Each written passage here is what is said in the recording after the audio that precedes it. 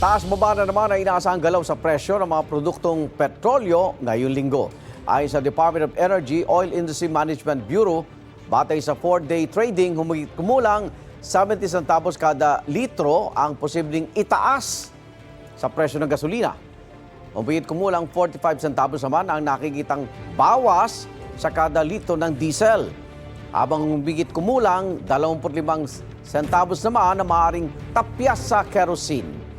Ayon sa DOE, bunsod yan ng pag-atake ng Ukraine sa oil infrastructure ng Russia.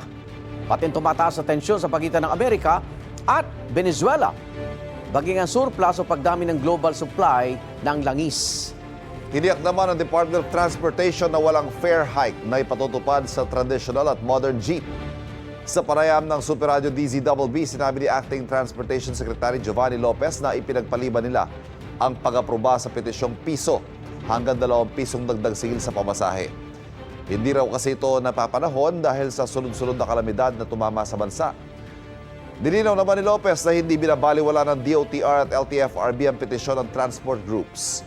Inutusan na rin ni Pangulong Bongbong Marcos ang DOTR na pag-aralan at solusyonan ang mga hinaing ng grupong Manibela.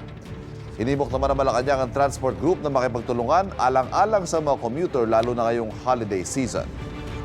Kapuso, huwag magpapahuli sa latest news and updates. Mag-iuna ka sa balita at mag-subscribe sa YouTube channel ng GMA Integrated News.